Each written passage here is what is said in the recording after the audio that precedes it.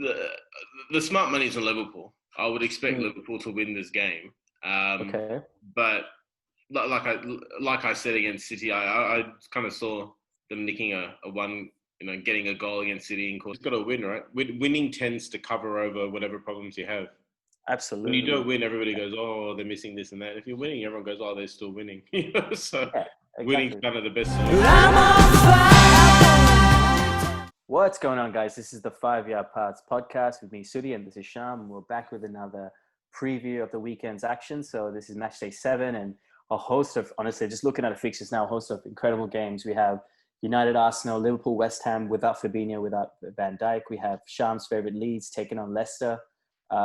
Just a whole bunch of great games. I'm very excited, Shyam. Anyway, how are you doing? Yeah. Good. Very busy week.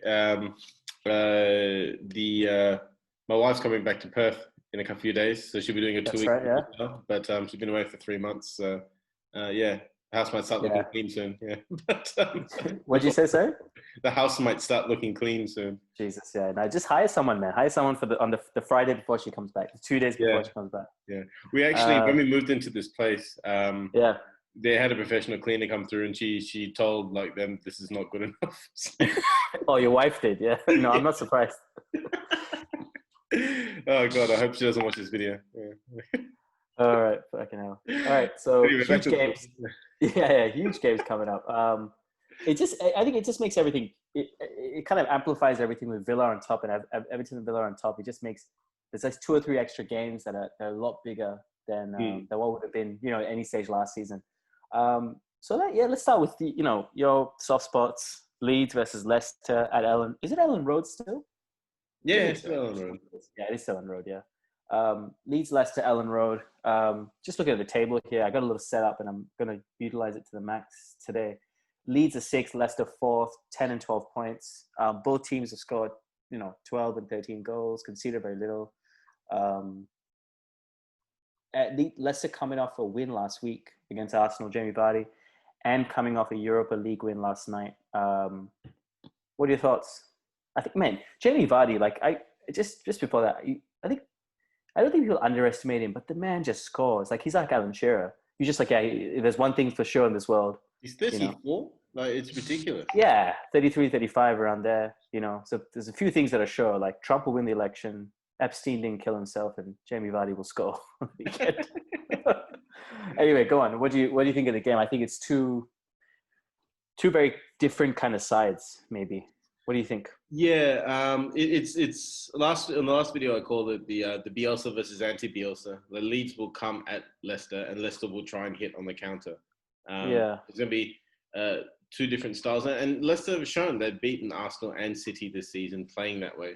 They played yeah, 6 games, and 2 of the wins are against those 2 teams. So yeah, they will back themselves to pull off same strategy, same sort of result against Leeds.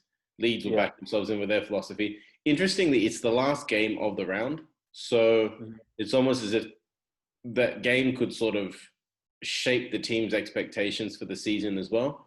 In that, Mm. at the moment, Leicester are 1 point off the top, Leeds are in 6, 3 points off the top. But depending on results, anything could happen. You could suddenly find one of those teams sort of falling towards mid-table, one of the teams rising up.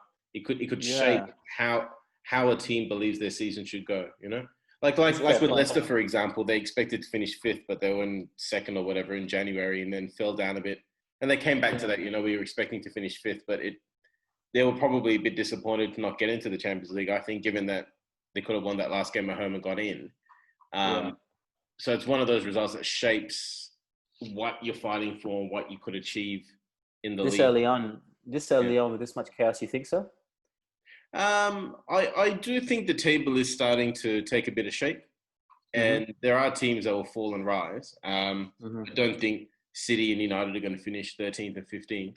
They Mm-hmm. will come up, but I do think that there is some sense of shape coming to the table. There will be some crazy results. It'll probably just be a bit less as teams find their rhythm a bit more. Because I'm just looking at okay, so just looking at Leicester. See, my gut feeling with Leicester, I think you're a bit more analytical. I'd say I'm a bit more gut feeling, but Leicester seem to turn up for the big games. You see, Man City, Arsenal, they've won. Well, so I'll take that back actually. Man City, Arsenal, just the gone game, the Europa League, the two Europa League games, which will always be, Europe's always a big game for Leicester. They've turned up. You look at the smaller games now, West Ham, and then the first fixture with Arsenal in the FA, in the charity, the Carling Cup, they lost 2-0. West Brom, they lost 3-0. They beat 3-0, but it's very mixed form. And I think against a team like Leeds, Patrick Bamford on fire. It's actually I'm going to go with Leeds for this one. Plus at Ellen Road. I know without, it's a bit different without fans, but I think Leeds are the favorites for me for this one. I think so as well. I think that Leeds, if I had to pick someone to be Leeds, I do think they'll get it. I'm probably, just from the way you're saying, and I'm probably not as confident as you, but I still think they've got what it takes. Okay, yeah. I thought you disagreed with me on that one, but fair enough. Okay, so we'll move on to I was talking up Leicester's style a bit, but I don't know. My tendency is to kind of back the team that's playing football as opposed to playing for the results. So I do Leeds have been good enough, and they beat Villa. Villa's only lost for the season, and Villa were coming off 4 straight wins, and Leeds. You almost feel Leicester's kind of cemented themselves as a top 8 team. In fact, they could beat anyone in the top 8, including Liverpool, with what Liverpool have, with Liverpool's situation right now. And you almost feel when you get into that kind of status as that kind of club, there's some games you play not to lose, and I feel Leicester could start to go into that, or we can't lose these games, rather than we'll just play the way they have in the last 2 years since Rodgers has taken over. So yeah, I think Leeds is in that position where they're kind of that 18-year-old in the youth team is just, there's no fear with where Leeds play, and like they lose. Like no one expected us to. Yeah. There's not. I think some people don't even expect them to stay up this season at the start. That is, I think there is an expectation now that they will stay up. Yeah, I think Leeds are probably in that giant blob in the middle somewhere, and they'll finish somewhere between 8th and 12th or something like that. But you're right. Leicester, they've established themselves. I mean, Premier League title winner side, that they are a team that is regularly challenging for the Champions League, and we probably need to look at them at the same way we're looking at a team like Wolves, for example, that they're not necessarily in that established top 6, but they're banging on the door of it. Yeah, absolutely. We'll go on to Liverpool, West Ham. Look, since they've lost Van Dijk, they've lost Van Dijk 2 games ago now. So who they've lost? They sold Lovren, obviously. Is it Matip got injured, or is it Fabinho and? It's Fabinho and Van Dijk. So just against Midtjylland, however you pronounce it. How do you know how to pronounce that? I'm not going to try. Yeah. So Fabinho got injured. Now, they thought it was 6 months. It's more like a month, maybe a month and a half. After the international break, he'll probably lose some fitness, but he should be back after that. But look, they only have Matip is injured as well, so they only have one centre back going at the minute, and then they're playing a youngster from Perth, actually, Reece Williams. Is he from Perth? I think he's from Australia, definitely. I heard he's from Perth. Let's look that one up. Oh, right. Yeah, no. Well, there's a boy in there from Cork, the where I am. No, but he's from Preston. Might have been born. Maybe he grew up in Perth. Yeah, maybe. No, he's. What did I look up? I saw something that was showing that a player was coming in from Australia. I might look that when I come back to you. But I remember anyway. Oh, the papers here were talking about young Australian playing for Liverpool. Okay. Oh, sorry. That's all right. So anyway, they have one. It's a good chance for the youth. Liverpool have been talking up. They weren't really thinking of going to the market. They ended up getting Alcantara and Jota, but there was a talk that they weren't going to go on the market. They were going to rely on youth. So this is kind of the moment, at least in certain positions, where they're going to have to start showing that youth's got what it takes. And Gomez becomes a lot more important, obviously, as well. Mm-hmm. Well, like as I was saying, so they are a little bit bare, very much bare at the back, not a little bit, very much bare. But Alisson's back, so that's a little bit reassuring. But against a West Ham team that's very much in form. So where do you see this going? Because I think I'm just going to go in the last few games. Man City 1-1, Tottenham 3-3, beat Leicester 3-0. And then beat yeah, before that beat Wolves 4-0, beat Hull 5-1, lost to Arsenal. Like, they're in good form, man. Like, almost any team would take this form. Yeah, I mean, Yeah. yeah, it's good. I mean, the thing is that they are in the season overall. They're still 12th, and they're two wins, 2 draws, 2 losses. Yeah. The smart money's on Liverpool. I would expect Mm. Liverpool to win this game. Okay. But like I said against City, I kind of saw them nicking a one, getting a goal against City and causing a bit of danger there. I don't quite think that's going to happen this week. I do think Liverpool will win. It's probably more a matter of how they win, and being able to show that they can carry on with with new faces in, without sort of the established names there. Liverpool's very much a team that's been built to win now, so it's even with the injuries, they need to just keep pushing forward. They've got a lot of players sort of in those prime years of their careers, and they just need to keep pushing forward. And when those guys come back, hopefully they're in a position to push on. Yeah. Myself, I mean, West Ham is missing Michael Antonio, scores a few goals for them. But overall, I think they can cause problems. But I'm with you in the sense, I just don't think, I think Liverpool know they have 2 or 3 weeks to kind of weather. I think they've accepted now that Van Dijk's out. And I think they have 2 or 3 weeks to, the funeral was done, the state honors and everything. But I think they've accepted it. I think 2 or 3 weeks they're going to steady that ship, because you have to remember, man, Liverpool still have one of the best midfielders in the league and probably the best front three in the world on their day.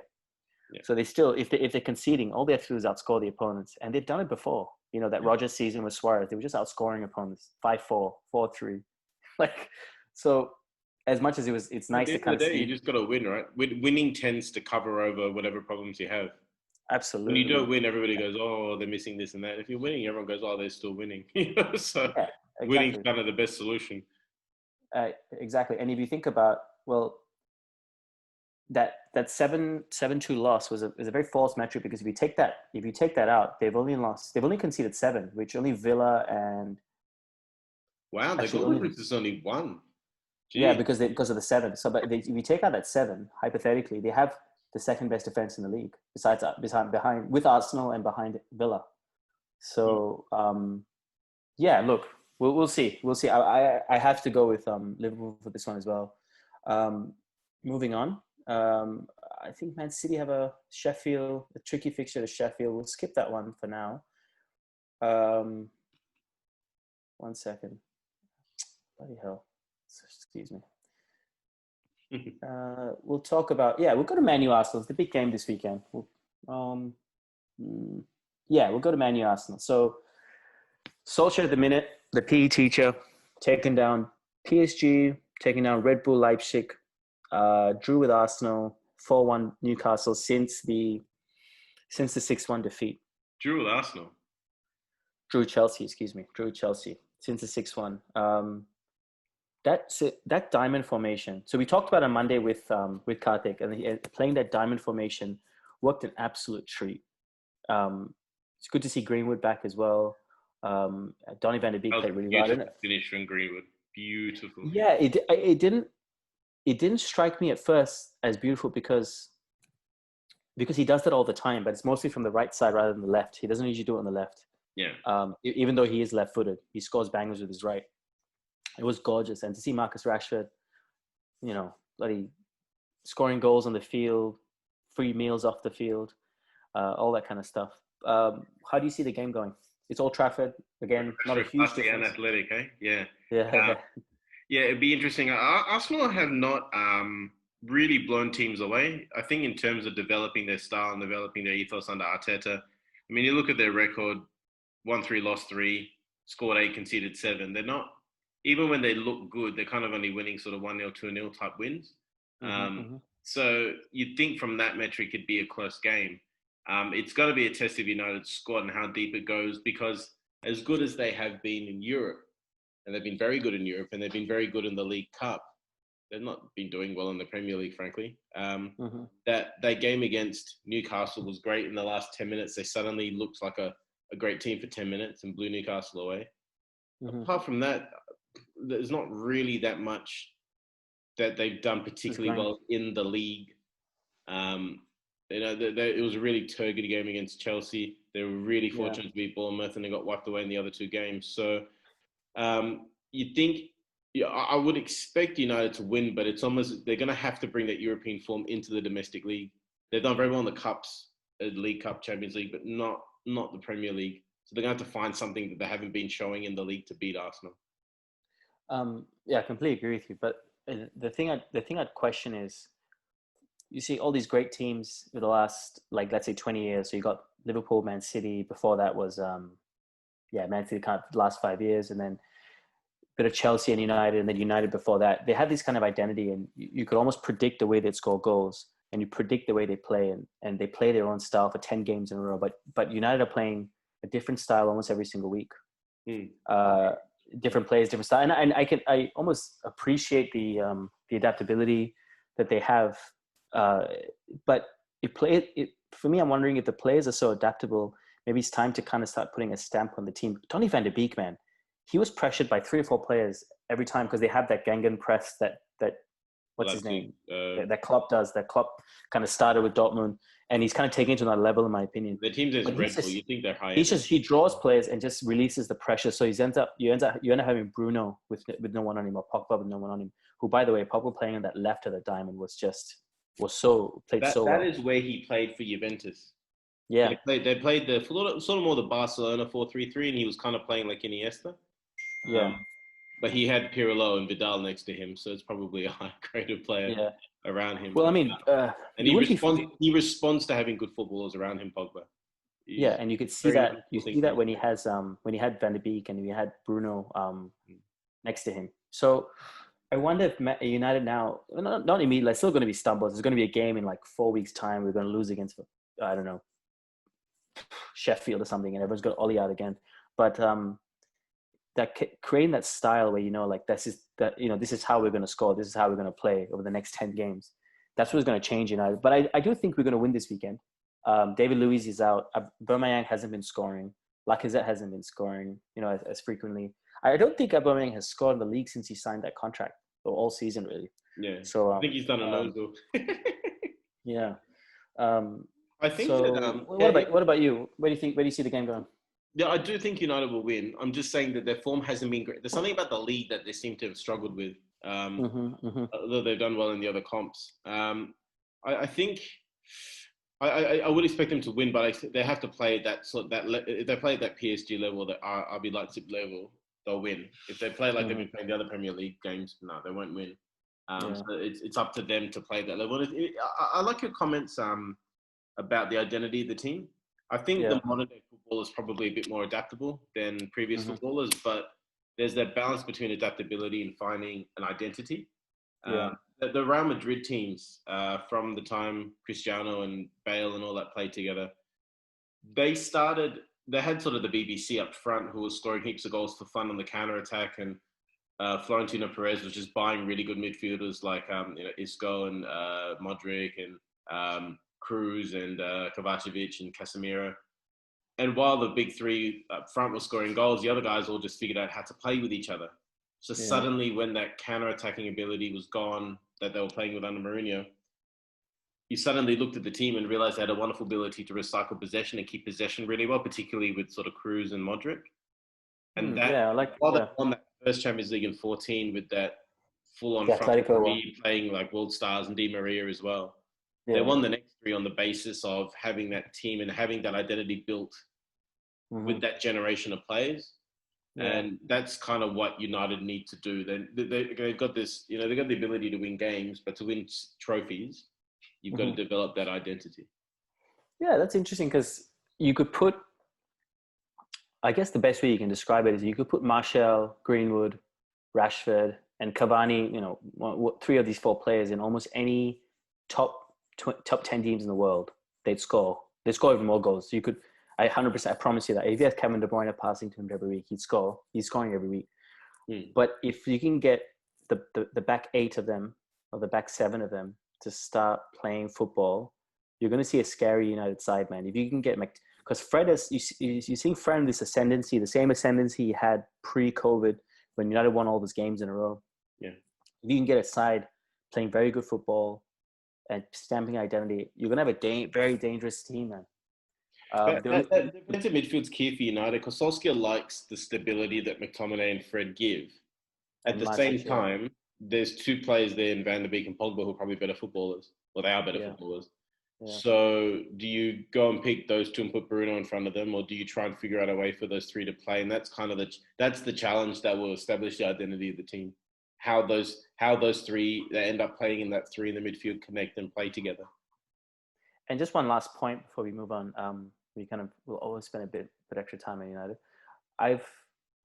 There's something about the way Pogba has responded by playing by starting off the bench, big games as well. PSG, Newcastle.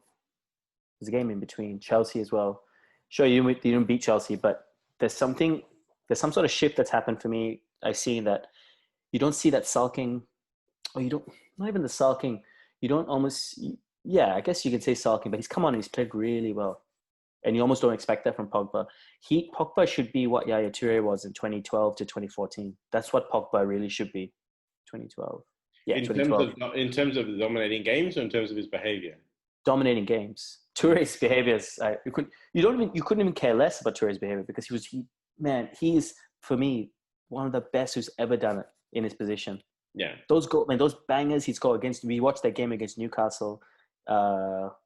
He brought on Nigel de Jong. It's Nigel de Jong, and then pushed Yaya Toure on. Mancini did, and then Yaya Toure gets the winner in the 85th minute or something. They won the league the next game. That's the sort of thing Pogba should be doing, and it's great to see that he can now, put that all that kind of ego away. Shut up. Mino Raiola hasn't spoken in about 6 months, and that's great as well.